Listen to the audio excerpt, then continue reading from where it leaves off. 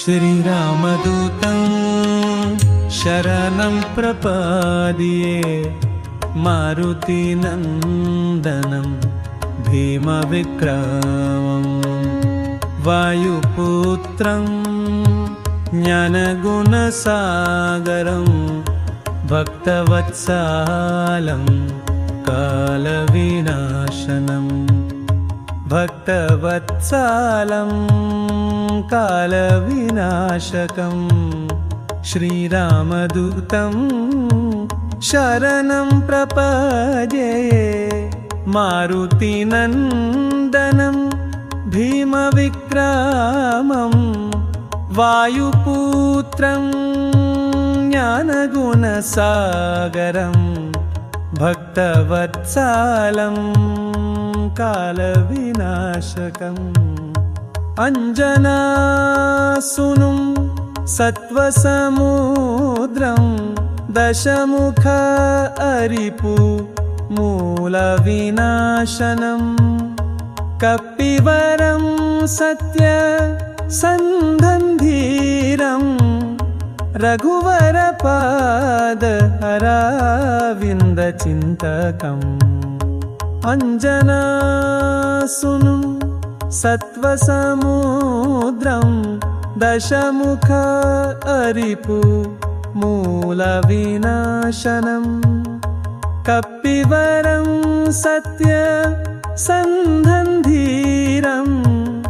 रघुवरपादहराविन्दचिन्तकं रामकाजे नित्य रातं वीरं लङ्काविध्वंसकं भक्तप्रियम् अग्निस्वरूपं तेजोमयं च सीतासुधा सन्देशवाहकं रामकाजे नित्य रातं वीरं लङ्काविध्वंसकं भक्तप्रियम्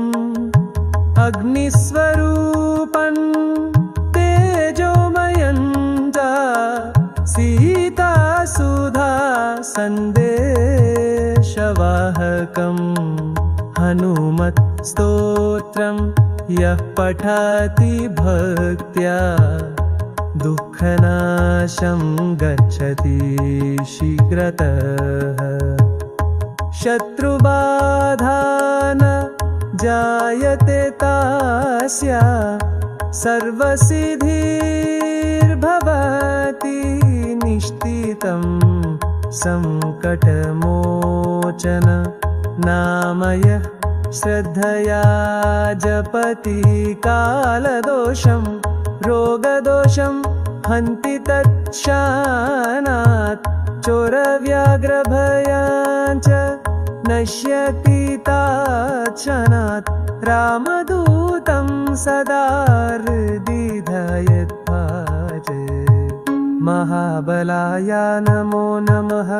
महातेजसे नमो नमः महाबुद्धये नमो नमः